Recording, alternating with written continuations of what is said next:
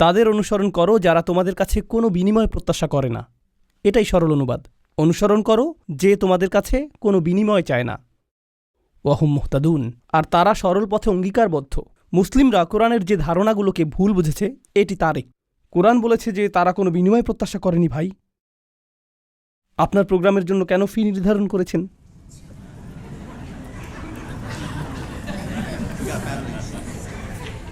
না না, এটা জানার বিষয়। কোরআন আরও বলছে, ইয়াশতারুনা বিআয়াতিল্লাহি সামানান কলিলান, তারা আল্লাহর আয়াত বিক্রি করে সামান্য মূল্যের জন্য। নিজের জন্য আপনার লজ্জিত হওয়া উচিত। আল্লাহর আয়াত বিক্রি করা গোটা কোরআনের সবচেয়ে ভুল বোঝা ধারণাগুলোর একটি। বিষয়টা খুলে বলছি। রসুল সাল্লাল্লাহু আলাইহি সাল্লাম মুসাব ইবনে উমাইরকে মদিনায় প্রেরণ করেছিলেন। জানেন আপনারা? মুসাব ইবনে উমাইর ছিলেন অত্যন্ত প্রতিভাবান তরুণ, যাকে মদিনায় প্রেরণ করা হয়েছিল কোরআন শিক্ষা দেওয়ার জন্য। তিনি ছিলেন অত্যন্ত ধনী পরিবারের সন্তান, কিন্তু তার পরিবার তাকে ত্যায্য করেছিল। এরপর তার পরিধানের বস্ত্রও ছিল না। বদরের যুদ্ধে তিনি শহীদ হলেন। কাফনের কাপড় দিয়ে যখন তার পা আবৃত করা হলো, মাথা উন্মুক্ত হয়ে গেল। আবার যখন মাথা আবৃত করার চেষ্টা করা হলো, পা উন্মুক্ত হয়ে গেল। রসুল সাল্লাল্লাহু আলাইহি সাল্লাম তাকে মদিনায় প্রেরণ করলেন কি শিক্ষা দেওয়ার জন্য? কোরআন। সকালের নাস্তার জন্য তিনি কি খাবেন? সূরা বাকারা। দুপুরে কি খাবেন? রাতে কি খাবেন? রাসূল সাল্লাল্লাহু আলাইহি সাল্লাম তার জন্য বেতনের ব্যবস্থা করেছিলেন, যাতে তিনি তার কাজ করতে পারেন। কোরআন শিক্ষাদানের জন্য তাকে অর্থ প্রদান করা হয়েছিল। তারা আল্লাহর আয়াতকে বিক্রি করে, এই কথার অর্থ কি জানেন? এর মানে কি? এর মানে হলো আয়াতগুলোর নির্দিষ্ট অর্থ রয়েছে, কিন্তু মানুষ তা শুনতে চায় না। তো আপনি অর্থ পরিবর্তন করে দিলেন, আর মানুষ যা শুনতে চায় আপনি তাই বললেন, যার ফলে তারা আপনার প্রতি রাগান্বিত হবে না। আপনি মানুষকে এমন জবাব প্রদান করেন যা শুনে তারা ভালো বোধ করবে, আর তারা যা শুনতে ভালো বোধ করবে না সেগুলো আপনি এড়িয়ে গেলেন। এভাবেই তারা আপনাকে পছন্দ করতে থাকে, আর আপনি নিজের জনপ্রিয়তা ধরে রাখেন। এটাই সামান্য মূল্যে আয়াত বিক্রি করা। সামান্য মূল্য বলতে এখানে মানুষের সন্তুষ্টিকে বোঝানো হচ্ছে। বুঝতে পারছেন? এখানে আয়াতটি হলো, তার অনুসরণ করো যে তোমাদের কাছে কোনো বিনিময় চায় না। এমন কাউকে অনুসরণ করো যে তোমার কাছে কোনো বিনিময় চায় না। আসুন এটা বুঝি। এটা সকল নবীদের একটা মূলনীতি। প্রত্যেক নবী এমন জাতির মাঝে এসেছেন যেখানে গুরুতর কোনো সমস্যা ছিল। আর যখন একটি জাতির গুরুতর কোনো সমস্যা থাকে, মূলত একটি জাতির ভারসাম্যপূর্ণ থাকা চাই। কিন্তু যখন তারা কোনো অপরাধ সংঘটিত করে, তখন তারা ভারসাম্য হারাতে থাকে, আর ভারসাম্যহীনতা খারাপ হতেই থাকে, হতেই থাকে, হতেই থাকে। এটা এমন অবস্থায় পৌঁছে যখন গোটা জাতিটা ভেঙে ছিন্ন ভিন্ন হওয়ার উপক্রম হয়। আর রাসূলের কাজ হলো তাদেরকে সেই ভারসাম্যহীনতা থেকে টেনে তোলা এবং আবারও সঠিক অবস্থানে নিয়ে আসা। বুঝতে পারছেন? কিন্তু যখন একটি ভারসাম্যহীনতা জনপ্রিয় হয়ে যায়, সকলে এটা করতে থাকে, সকলেই এতে অভ্যস্ত হয়ে যায়, আর এটা উদযাপনের বিষয়ে পরিণত হয়, এটাই ফ্যাশনে পরিণত হয়, তখন এটার বিরুদ্ধে বলা কি সহজ? না। উদাহরণস্বরূপ, এখনকার সময়ে সমকামিতার বিরুদ্ধে বলাটা বেশ কঠিন হয়ে গিয়েছে, তাই না? লূত আলাইহিস সালাম কি এমন সময়ে বসবাস করেছেন যখন এটা জনপ্রিয় ছিল? হ্যাঁ। তাকে কি এর বিরুদ্ধে কথা বলতে হয়েছিল? হ্যাঁ। তিনি কি এর জন্য বিরোধিতার সম্মুখীন হয়েছিলেন? হ্যাঁ। বিষয়টা কোরআনে আসার পেছনে কারণ রয়েছে। আপনি যদি এর বিরুদ্ধে বলেন, মানুষ আপনার দিকে তেড়ে আসবে। লূত আলাইহিস সালামের কথা কোরআনে এজন্যই এসেছে। যখন আপনি এমন বিষয় নিয়ে কথা বলেন যাতে গোটা সমাজ আচ্ছন্ন থাকে, তারা এই বিষয়টির প্রশংসা করে, আর আপনি এর বিরুদ্ধে কথা বলেন, তখন তারা আপনার দিকে তেড়ে আসবে। এখন যদি আপনি অর্থ উপার্জন অব্যাহত রাখতে চান, অথবা যদি আপনি সেই সমাজে বসবাস অব্যাহত রাখতে চান, আপনি যদি নিরাপদ অবস্থানে থাকতে চান, তখন আপনি কোন বিষয়গুলো এড়িয়ে যাবেন? সেই বিষয়গুলো যা নিয়ে তারা আচ্ছন্ন। আপনি অন্য কোনো বিষয় নিয়ে কথা বলবেন। লূত আলাইহিস সালাম শুধু পিতামাতার প্রতি সৎ ব্যবহার নিয়ে কথা বলতে পারতেন। তিনি শুধু কথা বলতে পারতেন প্রতিবেশীর সাথে উত্তম আচরণ নিয়ে। তিনি শুধু নামাজ নিয়ে কথা বলতে পারতেন। যৌন পাপের বিষয়গুলো তিনি এড়িয়ে যেতে পারতেন, কারণ এগুলো ছিল অতি বিতর্কিত, তাই না? তিনি যদি এটা করতেন, তাহলে কি তিনি ঝামেলায় পড়তেন? না, কোনো ঝামেলা হতো না। আর প্রসঙ্গক্রমে তিনি কিন্তু এখনও ভালো কাজ নিয়েই কথা বলছেন। পিতামাতার প্রতি সদাচরণ একটি ভালো কাজ, নামাজ পড়া একটি ভালো কাজ, দানশীলতা একটি ভালো কাজ। তো কেন তাকে এমন বিষয়বস্তু বেছে নিতে হলো যা তাকে ঝামেলায় ফেলবে? আসলে এটাই একজন রাসূলের কাজ। তারা এসেছেন এই বিষয়গুলো নিয়ে কথা বলার জন্য, যা নিয়ে অন্য কেউ বলার সাহস করবে না। আর আল্লাহর পক্ষ থেকে তারা রায় দিবেন। ওয়াল কুরআনিল হাকিম। তারা আল্লাহর পক্ষ থেকে রায় দিবেন, আর এটা বারবার বারবার বারবার বারবার দিবেন। সেই সমাজের মূল্যবোধকে আক্রমণ করবেন, আর বারবার বারবার আক্রমণ করবেন। কিন্তু এক্ষেত্রে তারা পরোয়া করেননি, কারণ এই পাপ কাজগুলোর বিরুদ্ধে কথা বলতেই হবে। আর নিশ্চিতভাবেই যখন কেউ এটা করেন, কোনো বিনিময়েই তারা আগ্রহী থাকেন না, কারণ বিনিময় থেকে বঞ্চিত হওয়ার জন্য এই কাজগুলোই যথেষ্ট। মাল্লা ইয়াসআলুকুম আজরান। তাদেরকে অনুসরণ করো যাদের কোনো স্বার্থ নেই, কারণ এটা জনপ্রিয় হওয়ার পথ না, এটা ধ্বংসপ্রাপ্ত হওয়ার পথ। অহম মুহতাদুন, তারা তাদের ব্যক্তিগত জীবনে সুপথপ্রাপ্ত, সৎ পথের প্রতি অঙ্গীকারবদ্ধ। এখন বিষয়টি বুঝুন, সৎ পথের প্রতি অঙ্গীকারবদ্ধ। রাসূলগণ ছিলেন বক্তা, কিন্তু বক্তা আর কারা আছেন? আপনারা কি সমাজের অন্য বক্তাদের কথা বলতে পারেন? স্কলাররা? ইসলামী পরিবেশের বাইরের কথা বলছি। রাজনীতিবিদরা হলেন বক্তা, তাই না? ঠিক আছে, তো রাসূলগণ আপনাকে রীতিনীতি নিয়ে বলেন, সমাজ পরিবর্তন নিয়ে বলেন, তাই না? রাজনীতিবিদরাও কি কখনো কখনো সমাজ পরিবর্তন নিয়ে কথা বলেন? অবশ্যই। কিন্তু যখন রাজনীতিবিদরা সমাজ পরিবর্তনের কথা বলে, আমরা দেশের উন্নতি করতে চাই, আমরা জাতির উন্নতি করতে চাই, আমরা এটাকে শক্তিশালী করতে চাই, ইত্যাদি ইত্যাদি ইত্যাদি, তারপর আপনি যখন তাদের ব্যক্তিগত জীবন পর্যবেক্ষণ করেন, আপনি কি পান? আপনি পান দুর্নীতি। তো তাদের কথাগুলো অনেক উঁচু মানের, কিন্তু তাদের চরিত্র অনেক নিচু। আর প্রসঙ্গক্রমে আপনি দেখেন যে তারা উঁচু মানের জিনিসগুলো নিয়ে কথা বলে এজন্য যে তারা ক্ষমতা চায়, তারা মন্ত্রী হতে চায়, তারা বিনিময় চায়, তারা কোনো কিছুর প্রতি লালায়িত। যখন নবীরা কথা বলেন, তারা কি চান? তারা শুধু চান ন্যায় বিচার, তারা শুধু চান সত্য, আপনার কাছ থেকে কোনো বিনিময় চান না। আর উপরন্তু আপনি যদি নবীদের ব্যক্তিগত জীবনের দিকে লক্ষ্য করেন, তারা সর্বদাই সঠিক পথের প্রতি অঙ্গীকারবদ্ধ ছিলেন। ওহুম মুহতাদুন। তো বাণীটি নিখুঁত এবং বাণীবাহকও নির্ভেজাল। এই ধারণাটি কি আগেও শেখানো হয়েছিল? হ্যাঁ, ইন্নাকা লামিনাল মুরসালিন আলা সিরাতিম মুস্তাকিম। আরেকবার পুনরালোচনা, কোরআন এরকমটাই করে, আয়াতগুলো পরস্পর সম্পর্কযুক্ত। এখন পরের আয়াতে অমালি, অর্থাৎ আমার কি সমস্যা হয়েছে, সেই মানুষটি এখনও কথা বলছেন, সেই রজুল, সেই আদর্শ ব্যক্তি, আল্লাহর ইচ্ছায় যার নাম আমরা কোনো একদিন জান্নাতে জানতে পারব। তিনি বলেছেন, আমার কি সমস্যা হয়েছে? লা আবুদুল্লাযী ফাতারানি, আমি কি সেই সত্তার উপাসনা করব না যিনি অস্তিত্বহীন অবস্থা থেকে আমাকে গড়েছেন? ওয়া ইলাইহি তুরজাউন, আর তোমাদের সকলকে তারই কাছে ফিরিয়ে নেওয়া হবে। এখন মালি, In Arabic we say وَمَالِي لَا أَفْعَلْ التي شأنها أن يوردها المتكلم في رد على من أنكر عليه فعلا। ইবনে আশুর এটা উল্লেখ করেছেন যে যখন কেউ বলে আমার কি সমস্যা হয়েছে যে আমি এটা অথবা সেটা অথবা অন্য কিছু করব, এর অর্থ হলো কেউ তাকে বলেছে যে এই তোমার কি সমস্যা হয়েছে, তুমি কেন ধর্মত্যাগ করেছো, আর সে তার দিকে ফিরে এর জবাব দিচ্ছে। তো প্রকৃতপক্ষে উক্তিটি যদিও লিপিবদ্ধ হয়নি, কিন্তু তার বক্তব্যের ধরন দেখে আমরা বুঝতে পারছি এই তোমার কি সমস্যা হয়েছে, কেন তুমি এই মিথ্যা ধর্মের পক্ষে কথা বলছো? আর তিনি তার দিকে ফিরে বলছেন আমার এমন কি হয়েছে যে আমি তার উপাসনা করব না যিনি আমাকে সৃষ্টি করেছেন, আর তোমাদের সকলকেও তার কাছে ফিরিয়ে নেওয়া হবে। এটা উপলব্ধি করো যে তোমাদেরকেও ফিরিয়ে নেওয়া হবে। বাক্যটি শুরু হয়েছে আমার কি সমস্যা হয়েছে এটা দিয়ে, শুরু হয়েছে তাকে দিয়ে, আর বাক্যটি শেষ হয়েছে তোমাদের সকলকে তার কাছে ফিরিয়ে নেওয়া হবে। তো তিনি কাকে দিয়ে শুরু করেছেন? নিজেকে দিয়ে। আপনি যদি মানুষের সাথে একাত্ম হয়ে গিয়ে এই বাণী তাদের কাছে প্রচার করতে চান, আপনাকে নিজের সম্পর্কে অনেক কিছু স্বীকার করতে হবে। মানুষকে আপনার এটা বলার সক্ষমতা থাকতে হবে যে তোমরা সমস্যার সম্মুখীন হবে। আমি যদি কাউকে পরামর্শ দিই ভ্রমণ সম্পর্কে, আপনি এই এয়ারলাইন্সে না গিয়ে অমুক এয়ারলাইন্সে যান, আমি যদি এমনটা বলে শুরু করি যে ভাই আমি এই এয়ারলাইন্সে গিয়েছিলাম, তারা এত বেশি দেরি করেছিল, তারা আমার লাগেজ হারিয়ে ফেলেছিল, অমুক এয়ারলাইন্সে যান, এটা কি পরামর্শটিকে বেশি আবেদনময় করে তুলছে? কারণ আপনি নিজের কথা প্রথমে বলেছেন, আর যেহেতু আপনি কোনো একটি অভিজ্ঞতার শিকার হয়েছেন, এখন আপনি ঐকান্তিকভাবে তার কল্যাণের জন্য তার কাছে আসছেন। কিন্তু যদি আপনি তার কাছে গিয়ে বলেন হে তুমি এই এয়ারলাইন্সে যাচ্ছ, তুমি একটা স্টুপিড, এটা কি এমন ব্যবহার যার ফলে মানুষ রাজি হবে? না, বরং এটা অপমানজনক। তিনি নিজের সম্পর্কে বলছেন, কারণ তিনি চান না যে তারা তাকে ঘৃণা করুক। তিনি ঘৃণার উদ্রেককারী কোনো কথা বলতে চান না, তিনি একপাশে কোনো কথা বলতে চান না, তিনি শুধু তার নিজের সম্পর্কে কথা বলতে চান। দেখো আমার দিক থেকে এটা হবে বড় ধরনের অপরাধ, দেখো আমার দিক থেকে এটা হবে বড় ধরনের অপরাধ যদি আমি তাকে উপেক্ষা করি যিনি আমাকে সৃষ্টি করেছেন। তোমরা সকলেও তার কাছে ফিরে যাচ্ছ। এটা কথা বলার খুবই ভালোবাসাপূর্ণ উপায়, যেটা তিনি ইতিমধ্যে শুরু করেছেন ইয়া কওমি বলার মাধ্যমে। এজন্যই তিনি তার জাতির প্রতি ভালোবাসার টানে ছুটে এসেছিলেন। তো তিনি বললেন ওমালিয়ালা আবুদুল্লাযী ফাতারানি ওয়া ইলাইহি তুরজাউন আত্তাখিযু মিন দুনিহি আলিহা, আমার কি তাকে ছাড়া অন্য কাউকে উপাস্য মানা উচিত? ইউরিদনির রহমানু বিদুররিন, যদি আর রহমান বা অবিশ্বাস্য রকম দয়ালু সত্তা সিদ্ধান্ত নেন যে কোনো ক্ষতি নেমে আসবে, লা তুগনি আন্নি শাফাআতুহুম শাইআ, অন্য সকল মিথ্যা উপাস্য মিলে আমাকে মুক্ত করতে সক্ষম হবে না।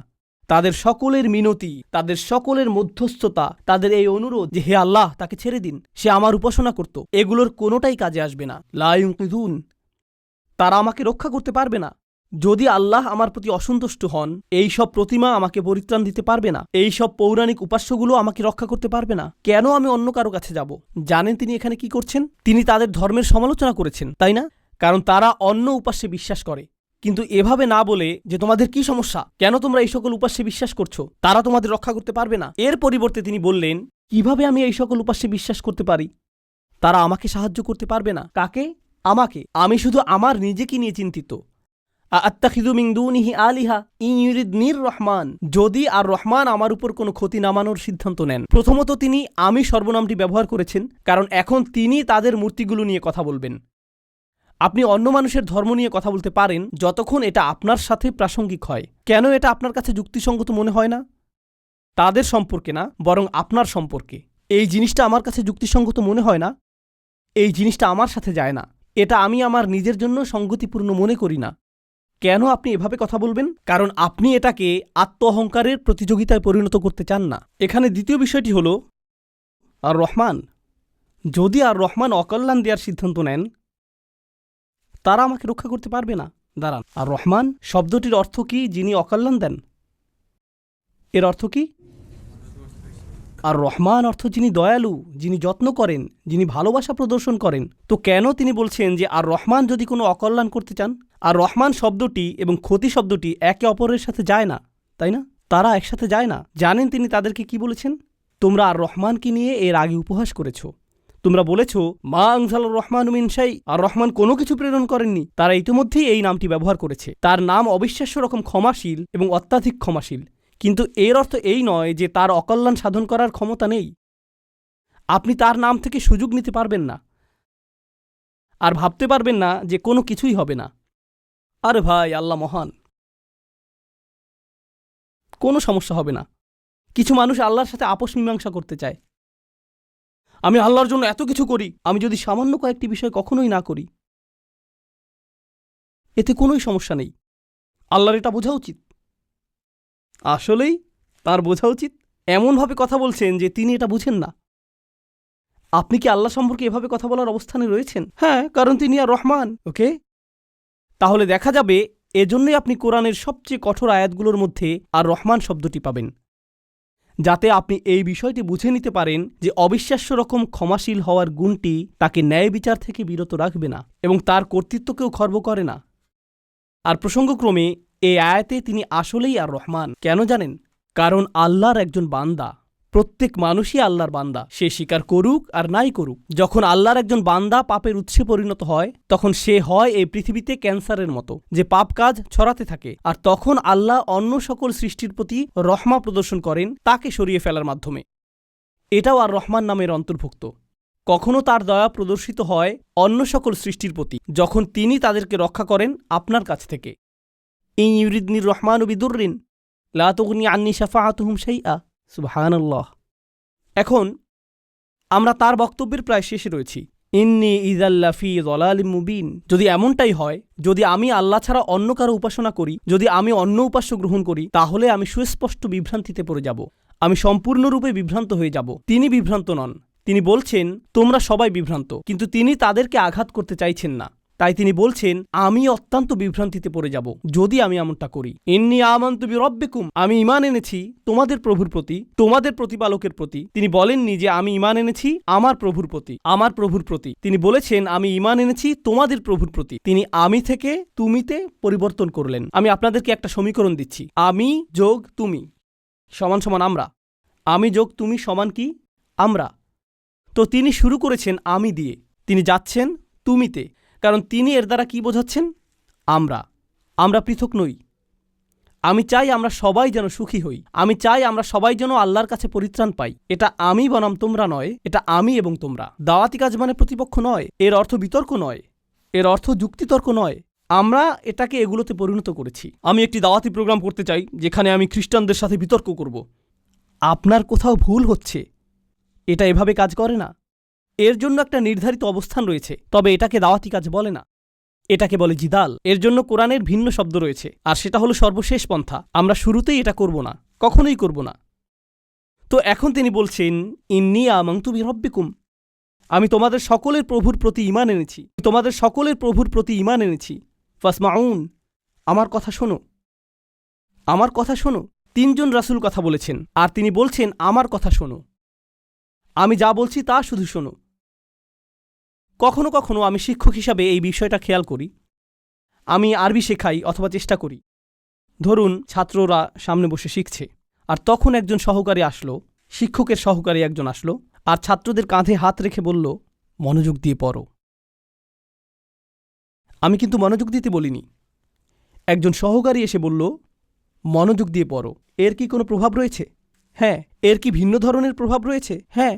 যখন আর একজন ছাত্র আপনার কাছে এসে বলে, ভাই পড়াশোনা করো, শিক্ষক বলেন যে পরীক্ষার জন্য পড়াশোনা করো। হ্যাঁ, অবশ্যই আমি পরীক্ষার জন্য পড়াশোনা করব। তারপর আপনি রাত 8টার সময় বাস্কেটবল খেলা দেখছেন, আর আপনার বন্ধু এসে বলল, আরে ভাই চলো পড়াশোনা করি। এটার কি ভিন্ন প্রভাব থাকবে? অবশ্যই থাকবে। এই সাহাবী এটা বুঝতে পেরেছিলেন, রাসূলদের এই সঙ্গীটি তা বুঝতে পেরেছিলেন। তার কাছে রয়েছে স্বতন্ত্র স্থান, সূর্যের আছে নিজস্ব স্থান, চাঁদেরও রয়েছে নিজস্ব স্থান। এটা প্রতিযোগিতা নয়। আমার কথা শুনো, এটা এতটাই ভালোবাসাপূর্ণ চমৎকার বক্তব্য। আর আমি এখানে বলতে চাই যে তার বক্তব্যটি এখানে 3 জন রাসূলের থেকেও বেশি কাজ করেছিল। এই আয়াতগুলোতে তার বক্তব্যের বেশি প্রভাব রয়েছে 3 জন রাসূলের তুলনায়। এটা কেন? এটা আমাদেরকে শিখানোর জন্য যে আল্লাহ যাকে চান তাকেই বিজয় প্রদান করেন। আল্লাহ তাকেই কবুল করবেন যার প্রতি তিনি রাজি হবেন।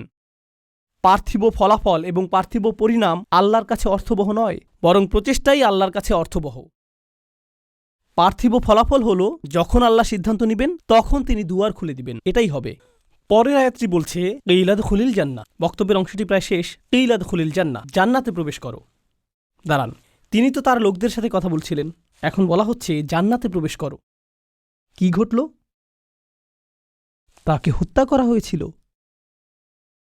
তিনি এত ভালোবাসাপূর্ণ উদ্বেগপূর্ণ বক্তব্য দিলেন, শহরের প্রান্ত থেকে তার লোকদের কাছে ছুটে আসলেন, তাদেরকে বোঝানোর চেষ্টা করলেন। তারা রাসূলদেরকে স্পর্শ করতে পারল না, কারণ রাসূলগণ আল্লাহ প্রদত্ত নিরাপত্তায় ছিলেন। কিন্তু সেই একমাত্র ঈমানদার হত্যার শিকার হলেন। এই ঘটনাটিতে ঈমানদারদের জন্য শিক্ষা রয়েছে, তাই না? এখন সামান্য কয়েকজন ঈমানদার যারা রাসূল সাল্লাল্লাহু আলাইহি সাল্লামের উপর ঈমান এনেছিলেন, তাদেরকে মানসিকভাবে প্রস্তুত করা হলো, এর জন্য তোমরাও হত্যার শিকার হতে পারো। ইয়াসির, সুমাইয়া, বিলালও মৃতপ্রায় হয়ে গিয়েছিলেন রাদিয়াল্লাহু আনহুম।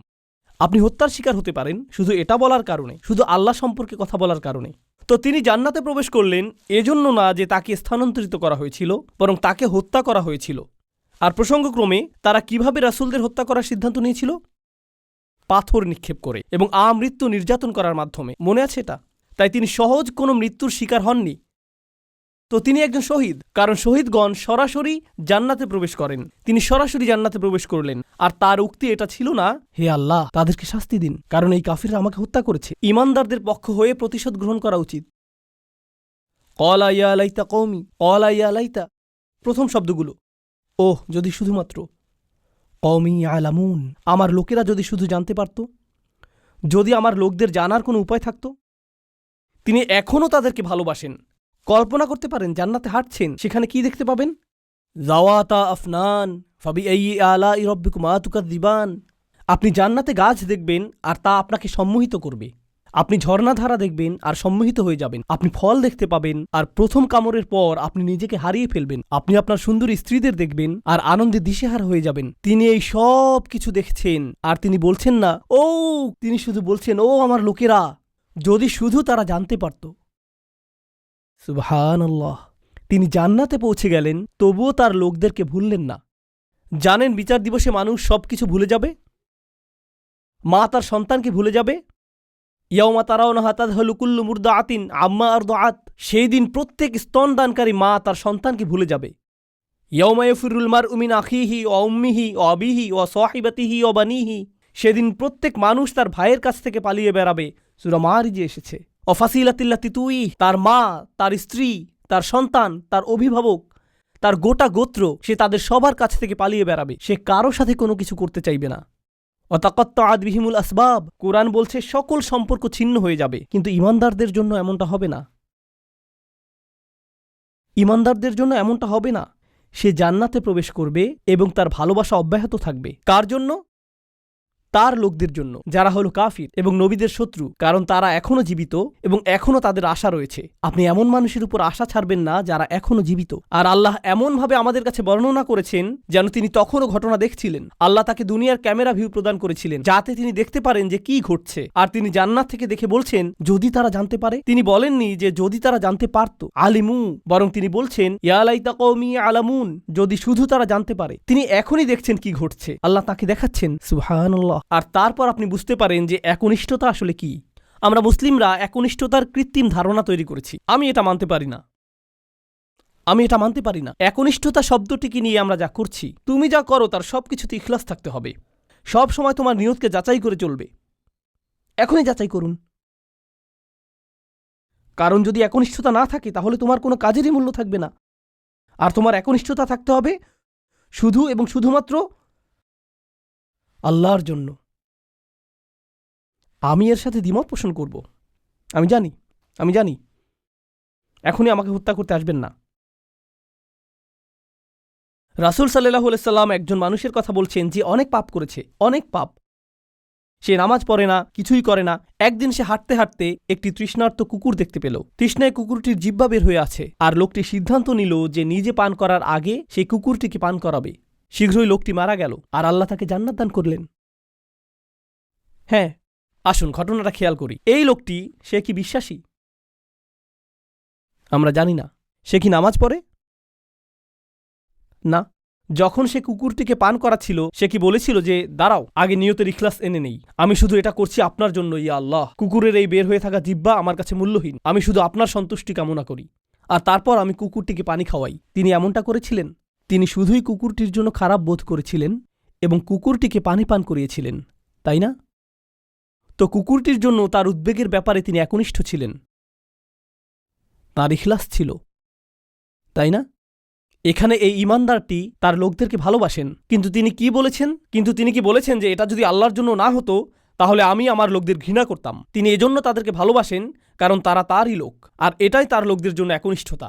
ইবাদতের ক্ষেত্রে আল্লাহর প্রতি আপনার একনিষ্ঠতা থাকতে হবে, আপনার পিতামাতার প্রতি আপনার একনিষ্ঠতা থাকতে হবে, শুধু আল্লাহর জন্য না, বরং এজন্য যে তারা আপনার পিতামাতা। আপনার একনিষ্ঠতা থাকতে হবে অন্য মুসলিমদের জন্য, কারণ তারা আপনার মুসলিম ভাই। আপনার একনিষ্ঠতা থাকতে হবে আপনার প্রতিবেশীর জন্য। আপনার একনিষ্ঠতা থাকতে হবে আপনার কাজের প্রতি, আপনার লেখাপড়ার প্রতি। আপনার একনিষ্ঠতা থাকতে হবে আপনার ব্যবসায়ের অংশীদারের প্রতি। এই সব কিছুই একনিষ্ঠতা। আপনি কৃত্রিমভাবে এটা বানাতে পারবেন না। না, আমি তোমার বন্ধু হতে পারবো না, কারণ এটা আল্লাহর সন্তুষ্টির জন্য না। আমরা শুধু একসাথে বাস্কেটবল খেলবো, আর এটা আখিরাতে আমার কোনো কাজে আসবে না। আমি জানি না কে এই অদ্ভুত কথা আপনাকে শিখিয়েছে। যখন আপনি আপনার নিয়ত যাচাই করছেন বাস্কেটবল খেলায় বল ছোড়ার আগে, কারণ এতে কোনো ইখলাস নেই, এটা এইভাবে কাজ করে না। আমাদের নিয়তের পরিচ্ছন্নতা থাকতে হবে, এটা নিশ্চিত। আমাদের নিয়তকে পুনরায় যাচাই করতে হবে, এটা নিশ্চিত। একনিষ্ঠতার গণ্ডি আল্লাহর প্রতি একনিষ্ঠতার চেয়েও অনেক বেশি। এই একনিষ্ঠতা তার সকল সৃষ্টির প্রতিও প্রযোজ্য। মানুষের প্রতি আপনার নিয়ত পরিচ্ছন্ন থাকতে হবে, কৃত্রিমভাবে নয়। তো এই ছিল তার নিজের লোকদের প্রতি ভালোবাসা, এমনকি জান্নাতে যাওয়ার পরও। এখানে আল্লাহ আসলে বর্ণনা করছেন যে মানুষের প্রতি ভালোবাসা হলো জান্নাতি মানুষের গুণ। আমি আবারও বলছি, নিজের লোকদের প্রতি ভালোবাসা হলো জান্নাতি মানুষের গুণ। তো যখন আপনি এমন মুসলিম দেখেন যারা সব সময় মানুষের প্রতি রাগান্বিত, তারা সব সময় অন্য মুসলিমদের প্রতি রাগান্বিত, তারা নিজেদের পরিবারের প্রতি রাগান্বিত, তারা সবচেয়ে বেশি রাগান্বিত অমুসলিমদের প্রতি, তারা রাগান্বিত, এটা জান্নাতি মানুষের গুণ না। ইয়া লাইতা কওমি আলামুন। এখন তিনি এই বক্তব্যটি দিলেন তার লোকদের প্রতি। আমরা এমনকি তার নামও জানি না, আর তার কথাগুলো কিয়ামত পর্যন্ত পাঠ করা হবে। এখন আপনার এবং আমার কথোপকথনগুলোর কথা ভাবুন। আমরা কথা বলি আইফোন নিয়ে, আমরা কথা বলি গাড়ি নিয়ে, আমরা কথা বলি খেলাধুলা নিয়ে। এই কথাগুলো কোথায় যাবে? এই কথাগুলো কি চিরদিন থেকে যাবে? না। এগুলো কি পৃথিবীতে কোনো কল্যাণ নিয়ে আসবে? না।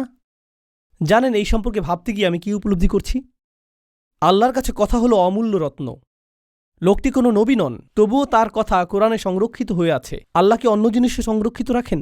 অকুল্লা শাইইন আহসাইনাহু ফি ইমামিম মুবিন। আল্লাহ বলছেন যে আমি সবকিছুই সংরক্ষণ করে রাখি। তিনি সবকিছুই সংরক্ষণ করে রাখেন। তো কোন জিনিসটি আপনি সংরক্ষণ করে রাখতে চান? ভালো কিছু, কোনো একনিষ্ঠ পরামর্শ?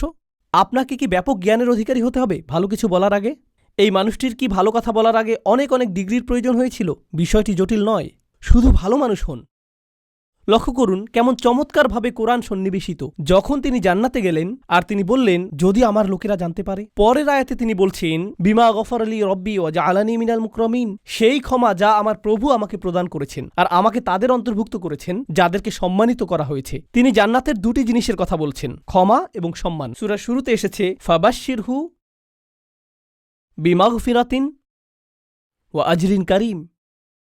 সূরার শুরুতে আল্লাহ বলছেন, কোন এক স্থানের সেই একাকী ঈমানদারদেরকে অভিনন্দন প্রদান করো যে সে পাবে ক্ষমা এবং সম্মানসূচক প্রতিদান। মনে আছে সেটা? ক্ষমা এবং সম্মানসূচক প্রতিদান। এখন সূরার মাঝখানে এই মানুষটি জান্নাতে পৌঁছে গেলেন এবং বললেন, ইয়া আল্লাহ, আপনি আমাকে ক্ষমা প্রদান করেছেন এবং সম্মানিতদের অন্তর্ভুক্ত করেছেন। পুনরালোচনা, নিখুঁত পুনরালোচনা, এটাকে বলা হয় কুরআনের ইহকাম ওয়াল কুরআনিল হাকিম। এই আয়াতগুলো নিয়ে শেষে একটি বিষয় আমি আসলেই ভালোবাসি, তা হলো যখন তিনি তার লোকদের সাথে কথা বলছিলেন তিনি বললেন, ইন্নী আমানতু বিরব্বিকুম, আমি ঈমান এনেছি তোমাদের প্রভুর প্রতি, আমি ঈমান এনেছি তোমাদের প্রভুর প্রতি। কিন্তু যখন তিনি জান্নাতে প্রবেশ করলেন তিনি বললেন, বিমা গফর লি রব্বি, আমার প্রভু। একই মানুষের কথা। এখন তিনি বলছেন আমার প্রভু। যখন তিনি জান্নাত দেখলেন, যখন তিনি জান্নাতে প্রবেশ করলেন, যখন তিনি ক্ষমা লাভ করলেন, যখন তিনি আল্লাহ প্রদত্ত সম্মানের অধিকারী হলেন। প্রসঙ্গক্রমে কারো দ্বারা সম্মানিত হওয়ার অর্থ কি? কিভাবে আপনি কারো দ্বারা সম্মানিত হতে পারেন বলতে পারেন আমাকে? স্বীকৃতি পাওয়া। হ্যাঁ, কারো স্বীকৃতি পাওয়া। কেউ আপনাকে অভিবাদন জানালো, কেউ আপনার সাথে কর্মর্দন করতে আসলেন, এটা দ্বারা তিনি আপনাকে সম্মানিত করলেন, তাই না? আমি এখনই বলে দিচ্ছি, সামনের আয়াতগুলোতে এটা আসবে। সেখানে আল্লাহ বলছেন, সালামুন কওলাম মির রব্বির রহিম, এই সূরাতেই। আরো পরে আল্লাহ বলছেন, তিনি তোমাদেরকে বলবেন সালাম। তো শুরুতে তিনি বলছেন, আমি তোমাদেরকে প্রদান করব সম্মানিত প্রতিদান, সম্মানিত প্রতিদান, সম্মানিত প্রতিদান। সেই সম্মানিত প্রতিদানটি কি? কতটা সম্মানিত এটা হতে পারে? আমি কি একটা মেডেল পাবো? কোনো সার্টিফিকেট দেওয়া হবে পরীক্ষায় পাশ করার পর যেমনটা দেয়া হয়? কি সার্টিফিকেট আপনি পাবেন? আপনি পাবেন সালাম, আল্লাহর পক্ষ থেকে। এটাই আপনি পাবেন। তো যখন তিনি তা পেলেন তিনি ভুলে গেলেন যে এই প্রভু অন্য কারো প্রভু, তিনি শুধু তারই প্রভু। আমার প্রভু আমাকে ক্ষমা প্রদান করেছেন, আমার প্রভু আমাকে সম্মানিতদের অন্তর্ভুক্ত করেছেন, তিনি আমার প্রভু এবং শুধুই আমার প্রভু। সুবহানাল্লাহ! একজন ঈমানদারের কি চমৎকার চিত্র এটা। এখন এটা ঘটেছে জান্নাতে, কিন্তু মূল ঘটনাটা চলমান থাকার কথা কোথায়? এই পৃথিবীতে। কি ঘটেছিল এখানে? এখন আল্লাহ যা করবেন তা অত্যন্ত কঠোর। মনোযোগ দিয়ে শুনুন, কারণ এটা মুসলিমদের আরেকটা ভুল ধারণা। এ কারণে এই সূরাটি আমি বেছে নিয়েছি। যখনই আমি কোনো সূরা বেছে নেই আমি উপলব্ধি করি যে আল্লাহ আমাদের সমসাময়িক এত এত সমস্যার জবাব দিয়েছেন, এটা অবিশ্বাস্য। যদি মুসলিমরা কোথাও আক্রমণ করে অথবা কোনো কিছু বিস্ফোরণে উড়িয়ে দেয় আর অন্য মুসলিমরাও এতে মারা যায়, তাহলে তারা তো জান্নাতেই প্রবেশ করবে, এতে কোনো সমস্যা নেই। আমি এই যুক্তি শুনেছি। এই পরিস্থিতির শিকার হয়ে যদি মুসলিমরা অথবা নিরীহ মানুষ মারা পড়ে, আল্লাহ তো জানেনই, তিনি তাদেরকে জান্নাতে পাঠিয়ে দিবেন। তাই এখানে কোনো ক্ষতি হয়নি, কারণ জান্নাত দুনিয়ার চেয়ে উত্তম। আমি জানি না যে আপনি এই ধরনের বিকারগ্রস্ত কথা শুনেছেন কিনা, কিন্তু আমি এটা অনেকবার শুনেছি। এখন আমি আপনাদেরকে এই বিষয়ে কিছু কথা বলবো। আল্লাহ কি এই মানুষটিকে জান্নাত প্রদান করেছেন? হ্যাঁ, কিন্তু আল্লাহ তাকে জান্নাত প্রদান করার অর্থ এটা না যে আল্লাহ সেই লোকদের প্রতি রাগান্বিত নন যারা তাকে হত্যা করেছিল। ঘটনাটির ধারাবাহিকতা পৃথিবীতে চলতে লাগলো। যখন তিনি জান্নাতে মনোরম সময় উপভোগ করছিলেন, আল্লাহ তার হত্যার প্রতিশোধ গ্রহণ করেছেন। ওমা আনজালনা আলা কওমিহি মিন বাদিহি মিন জুনদিম মিনাস সামাই ওমা কুন্না মুনজিলিন, আমরা আকাশ থেকে কোনো সেনাবাহিনী প্রেরণ করব না এই লোকদের জন্য। এই নগণ্য কুরাইশরা, তারা মনে করেছে যে অনেক বড় কিছু হয়ে গিয়েছে। এই পৃথিবীতে তারা তুচ্ছ, গুরুত্বহীন। অর্থনীতিতে, রাজনীতিতে, জ্ঞানে, বিজ্ঞানে এই লোকদের ধ্বংস করার জন্য বিশেষ কোনো প্রস্তুতির প্রয়োজন নেই। আকাশ থেকে আমার কোনো সেনাবাহিনী প্রেরণের প্রয়োজন নেই। সেনাবাহিনীর কথা উল্লেখ করার কারণ হলো, যখন আপনি কুরাইশদেরকে সতর্কবাণী প্রদান করেন যে আমি তোমাদেরকে সতর্ক করছি, তারা বলবে কোন সেনাবাহিনী? আর যখন রসুলগণ তাদেরকে সতর্ক করলেন, তারা বলছে তোমাদের সাথে কোনো সেনাবাহিনী রয়েছে। এই হুমকি কোথা থেকে আসছে? শুধু তোমরা আর নগণ্য কিছু ঈমানদার। আর আল্লাহ বলছেন তাদেরকে ফেরেশতার সেনাবাহিনী প্রদর্শন করার আমার প্রয়োজন নেই। তারা বলবে, ওকে, যদি ফেরেশতা দিয়ে তৈরি সেনাবাহিনী থাকে তোমার কাছে, যারা তোমার কাছে ওহী নিয়ে আসে, যদি সেই ফেরেশতা গোটা আকাশ জুড়ে থাকে, ওয়ালাকাদ রাআহু বিল উফুকিল মুবিন, তিনি জিবরিল আলাইহিস সালামকে গোটা আকাশ জুড়ে থাকার অবস্থায় দেখেছেন, তাহলে কেন তুমি জিবরিলকে কিছু ক্ষমতা প্রদর্শন করতে বলছো না যাতে আমাদেরকে ধ্বংস করে দিতে পারে? হ্যাঁ, আর আল্লাহ বলছেন আমি তোমাদেরকে এর জবাব দিয়ে সম্মানিত করব না। তোমাদের মতো নগণ্য জীবকে ধ্বংস করার জন্য আমার ফেরেশতার প্রয়োজন নেই, তোমরা তারও যোগ্য না। আল্লাহ কি আগের জাতিগুলোকে ধ্বংস করার জন্য ফেরেশতা পাঠিয়েছিলেন? হ্যাঁ, তিনি পাঠিয়েছিলেন। আল্লাহ বলছেন কুরাইশরা এমনকি এরও যোগ্য না।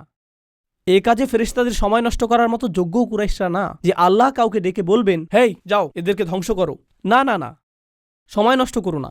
ইনকানাত ইল্লা সয়হাতান ওয়াহিদাতান, এটা একটা বিকট বিস্ফোরক শব্দ ছাড়া আর কিছুই ছিল না। প্রচণ্ড একটা শব্দ। আপনারা জানেন বিস্ফোরণ আসলেই প্রকাণ্ড শব্দ তৈরি করে। এটা ছিল শুধু সেই রকম একটা বিস্ফোরক, এটা ছিল সেই রকম একটা বিস্ফোরক শব্দ। ফাইদা হুম খামিদুন, আর তাদেরকে নিভিয়ে দেয়া হলো, তারা সম্পূর্ণরূপে নিভে গেল। সয়হা হলো তীব্র কোনো শব্দ। আর এই আয়াতটিতে চমৎকার সাহিত্যিক বৈপরীত্য ফুটে উঠেছে। কারণ যখন আপনি কোরআনের সুমধুর বাণী শুনতে অস্বীকৃতি জানান, আর যখন এই জাতিগুলো তাদের রাসূলদের চমৎকার কণ্ঠ শুনতে অস্বীকৃতি জানিয়েছিল, তখন একমাত্র যেই শব্দ তারা শোনার যোগ্য তা হলো বিস্ফোরণের শব্দ। আর তারপর আল্লাহ বলছেন ফাইদা হুম খামিদুন, এটা অসাধারণ একটা শব্দ। হুমুদ এবং হুমুদ দুইটি শব্দ রয়েছে আরবিতে। শীতকালে যখন রাতে আগুন জ্বালান আর এভাবে নিভান, এটাকে বলা হয় হুমুদ। আর আপনি যদি তা নিভান আর লালচে হলুদ বা কমলা রঙের সামান্য পরিমাণ কয়লা জ্বলন্ত থেকে যায়, তাকে বলা হয় হুমুদ। কিন্তু যখন আপনি একবারে তা নিভিয়ে ফেলেন, এটা সম্পূর্ণ নিভে যায়, একেবারে নিভে যায়, এমনকি সামান্য কয়লাও জ্বলন্ত থাকে না, এটা সম্পূর্ণ নিভে গেছে, এটাকে বলা হয় এমন আগুন যা হলো খামিদাহ। খামিদাহ ফাইদা হুম খামিদুন, তারা সম্পূর্ণ নিশ্চিহ্ন হয়ে গেল। এমন একজনও থাকবে না যে মৃত্যুর পূর্বে মাটিতে গড়াগড়ি দিতে থাকবে। তারা নিঃশেষ হয়ে যাবে, সবাই একসাথে, যেভাবে একটি আগুন নিভানো হয়। আর প্রসঙ্গক্রমে তাদের মৃত্যুকে আগুন নিভানোর সাথে তুলনা করার মাধ্যমে তাদেরকে তুলনা করা হয়েছে আগুনের সাথে। আর আপনি যদি তাদেরকে আগুনের সাথে তুলনা করেন, তাহলে এর অর্থ হল তারা বিপজ্জনক। আপনি যদি আগুনকে জ্বলতে দেন, আগুন কি হবে? ছড়িয়ে পড়বে। তাই অন্য সকল জাতির প্রতি রহমা এবং করুণাস্বরূপ আল্লাহ সিদ্ধান্ত নিলেন যে এই ক্যান্সার, এই আগুনকে নিভিয়ে ফেলতে হবে। ফাইদা হুম খামিদুন, আর এটা ছিল একজন ইমানদারকে হত্যার পরিণাম। তো এখন দ্বিতীয় এই অনুচ্ছেদটির উপসংহারে এসেছে, ইয়া হাসরাতান আলাল ইবাদ মা ইয়াতিকুম মির রাসূলিন ইল্লা কানু বিহি ইস্তাহজিউন। মানুষের জন্য বিষয়টা কতটা পরিতাপের। আল্লাহ নিজে এটাকে পরিতাপের বিষয় হিসেবে বিবেচনা করছেন। তিনি সেই জাতিকে নিশ্চিহ্ন করে দিয়ে বলেননি যে দেখেছো আমি কি করতে পারি, বরং তিনি বলছেন সেটা একটা পরিতাপের বিষয়। আরবিতে হাসরা বলতে বোঝায় It means هي شدة الندم والتألم والتحسر والحزن على ما مضى. এর দ্বারা আসলেই গভীর দুঃখ প্রকাশ বোঝায়। অতীতে ঘটে যাওয়া সবকিছুর জন্য আল্লাহ নিজে এটাকে পরিতাপের বিষয় বলেছেন। কেন তারা উপদেশ গ্রহণ করল না? আলাল ইবাদ, বান্দাদের জন্য কি সাংঘাতিক পরিতাপের বিষয়। তিনি তাদেরকে বান্দা বলছেন। কেন তিনি বান্দা বললেন? কেন তিনি বললেন না যে ইয়া হাসরাতান আলাল কুফার, কি পরিতাপের বিষয় কুফফারদের জন্য, অবিশ্বাসীদের জন্য। তিনি তাদেরকে বান্দা বললেন। জানেন কেন? কারণ মানব সত্তার গভীরে প্রত্যেক মানুষের সম্ভাবনা রয়েছে আল্লাহর বান্দা হওয়ার। এটা কতটা পরিতাপের বিষয়। এটা তোমার ভিতরেই ছিল, এটা অতিরিক্ত কোনো বিষয় নয় যা তোমাকে বাইরে থেকে আনতে হবে। আমি ইতিমধ্যেই তা তোমার ফিতরাতের মধ্যে দিয়ে দিয়েছি। কেন তুমি এটাকে চালু করলে না? তুমি নিজেই অন বাটন চাপতে পারতে। মা ইয়াতিহিম মির রাসূলিন, এমন কোন রাসূল তাদের কাছে আসেনি। ইল্লা কানু বিহি ইস্তাহজিউন, তারা শুধুই যা করেছে তা হলো তাদেরকে উপহাস। যখনই একজন রাসূল এসেছেন তারা তাকে নিয়ে উপহাস করেছে। এখন এই আয়াতে আল্লাহ বলেননি যে তারা রাসূলদের হত্যা করেছে অথবা তারা রাসূলদের হুমকি দিয়েছে। তিনি বলেছেন যে তারা রাসূলদের নিয়ে উপহাস করেছে। কিন্তু এর আগে আপনারা শিখেছেন তারা বলেছিল যে তারা রাসূলদের হুমকি দিবে, তারা তাদেরকে অভিশাপ হিসেবে গণ্য করবে। মনে আছে সেটা? কিন্তু এখানে যখন পরিতাপের বিষয়টি আসলো, তিনি বলছেন যে এই আযাবের সম্ভাবনার সূচনা হয়েছে তাদেরকে উপহাস থেকে। যখন একটি জাতি রাসূলদের নিয়ে উপহাস করা শুরু করে, তখন থেকে তাদের ধ্বংসের সময় গণনার জন্য ঘড়ির কাঁটা চালু হয়ে যায়। তাদের ধ্বংসের প্রথম ধাপ হলো মূলত কার্টুনে যেরকম ডিনামাইট বোমার ছবি আঁকা থাকে, যেখানে বুঝতে পার, যখন তারা রাসূলদের নিয়ে উপহাস করে এটা শুরু হয়ে যায়। এটাই এখানে বলা হয়েছে, রাসূলদের নিয়ে উপহাস করবেন না, কারণ এর অর্থ আপনি নিশ্চিহ্ন হওয়ার জন্য রাস্তা ধরেছেন। এখন যখন আল্লাহ বলছেন কত রাসূল এসেছে কিন্তু তারা ঈমান আনেনি, তারা শুধু উপহাস করেছে। আপনি সূরাটির শুরুতে শিখেছেন ওয়াসাওয়াউন আলাইহিম আনযারতাহুম আম লাম তুনদিরহুম লা ইউমিনুন। ধারণাটি পুনরায় জোরদার হচ্ছে। কি পরিতাপের বিষয়। এত রাসূল এসেছেন কিন্তু মানুষ উপদেশ শুনে না। আলাম ইয়ারাউ কাম আহলাকনা ক্বাবলাহুম মিনাল কুরুন, তারা কি দেখেনি তাদের পূর্বে কত শহর আমরা ধ্বংস করে দিয়েছি, কত জাতি ইতোমধ্যে ধ্বংসপ্রাপ্ত হয়েছে? তারা কি তা দেখে না? তিনি কাকে উদ্দেশ্য করে বলছেন? তিনি রসুল সাল্লাল্লাহু আলাইহি সাল্লামের সময়ের লোকদের উদ্দেশ্য করে বলছেন এবং বলছেন যে কেন তারা ইতিহাস পর্যবেক্ষণ করে না, কেন তারা দেখে না যে যা রয়েছে তাদের পেছনে। তারা কি দেখেনি? না, তারা দেখেনি, কারণ তাদের পেছনে একটি দেয়াল রয়েছে। তিনি বলেছেন আন্নাহুম ইলাইহিম লা ইয়ারজিউন, তারা তাদের কাছে ফিরে আসবে না। কিছু তাফসীরকারক এই আয়াতটিকে চমৎকারভাবে বিশ্লেষণ করেছেন। চমৎকার একটা বিশ্লেষণ এটা। তারা বলে যে তারা তাদের কাছে ফিরে আসবে না, অর্থ হলো সেই জাতিগুলো যেগুলো ধ্বংস হয়েছে, যেহেতু তারা সম্পূর্ণ নিশ্চিহ্ন হয়ে গিয়েছে আর কেউ রক্ষা পায়নি, তাদের কারোরই সন্তান অথবা বংশ টিকে থাকেনি, তো তোমাদের কেউ বলতে পারবে না যে তোমরা ফেরাউনের বংশধর অথবা লুতের জাতির বংশধর অথবা সালেহ বা শুয়াইবের জাতির বংশধর, যেহেতু সেই জাতিগুলো সম্পূর্ণ নিশ্চিহ্ন হয়ে গিয়েছিল, তোমরা তাদের কারো কাছে ফিরে যাও না। আপনারা জানেন, মানুষ বলে থাকে যে আমার রক্ত রসুল সাল্লাল্লাহু আলাইহি সাল্লামের বংশে ফিরে যায়। এর অর্থ এই না যে তারা তাদের কাছে ফিরে আসবে না, বরং তোমরা তাদের কাছে ফিরে যাও না, কারণ তাদের ভবিষ্যৎ প্রজন্ম এবং বংশ সম্পূর্ণরূপে নিশ্চিহ্ন হয়ে গিয়েছিল। আন্নাহুম ইলাইহিম লা ইয়ারজিউন। তো তোমরা যখন মনে করো যে তোমাদের ভবিষ্যৎ রয়েছে, তোমরা এত আত্মবিশ্বাসী কেন যে আসলেই তোমাদের ভবিষ্যৎ রয়েছে? আর প্রসঙ্গক্রমে যেহেতু তাদের নামও সম্পূর্ণ মুছে গেছে, হয়তো সেজন্যই আল্লাহ শহরটির নাম উল্লেখ করেননি। এজন্য যদি তিনি তার নাম উল্লেখ করতেনও কেউ তা চিনতেও পারত না, কারণ এর কোনো অস্তিত্ব এখন নেই। একটা নির্ধারিত সময়ে আল্লাহ তাদেরকে ইতিহাস থেকে মুছে দিয়েছেন। তাদের প্রত্যেক অনুসারী, গোটা জাতিটি বিলুপ্ত হয়ে গিয়েছিল, তাই তাদের নাম উল্লেখ করা অপ্রয়োজনীয়। এখন আল্লাহ বলছেন তারা বিলুপ্ত হয়ে গিয়েছে, যার অর্থ ইতিহাসে তারা বিস্মৃত হয়ে গিয়েছে। তারপর তিনি কুরাইশদের সম্পর্কে বলেছেন যে তোমরা নগণ্য একটা জাত, কিন্তু পরের আয়াতে তিনি এই সব কিছুকে একসাথে সংযুক্ত করেছেন। সম্পূর্ণ এই অনুচ্ছেদটি শেষে তিনি বলছেন ওয়া ইন কুল্লুল লাম্মা জামিউল লাদাইনা মুহদারুন, তারা তাদের কাছে ফিরে আসবে না। আর যখন তোমরা মারা যাবে, নিজেদের সন্তানদের কাছেও তোমরা ফিরে আসবে না। তোমাদের প্রত্যেকেই, আমি বলে রাখছি যে তোমাদের সকলকে এবং অন্য সকল প্রজন্মের, অন্য সকল জাতির কাফেররা যারা তোমাদের মতো, তাদের সকলকে একত্রিত করা হবে।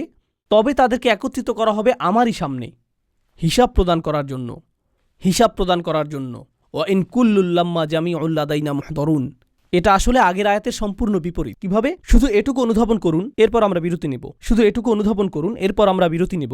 আগের আয়াতে আল্লাহ বলছেন যে তারা আর ফিরে আসবে না, একবার যখন চলে যাবে তারা চলেই যাবে। এই আয়াতে তিনি বলছেন আসলে তারা ফিরে আসবে না তোমাদের কাছে, কিন্তু তারা ফিরে আসবে আমার কাছে। আর যখন তারা আসবে, তারা এবং বিভিন্ন জাতি থেকে তোমাদের সকল দূরবর্তী আত্মীয়রা, কারণ তোমরা ফেরাউনের অনুসারীদের আত্মীয়, তোমরা লুতের জাতির লোকদেরও আত্মীয়, এবং প্রজন্ম থেকে আসা তোমরা সকল কাফেররা, আমি তোমাদের সকলকে একত্রিত করব, আর তারপর তোমাদের সকলকে আমার সামনে হাজির করা হবে। ওয়া ইন কুল্লুল লাম্মা জামিউল লাদাইনা মুহদারুন, এটাই সেই হুমকি যা এখন প্রদান করা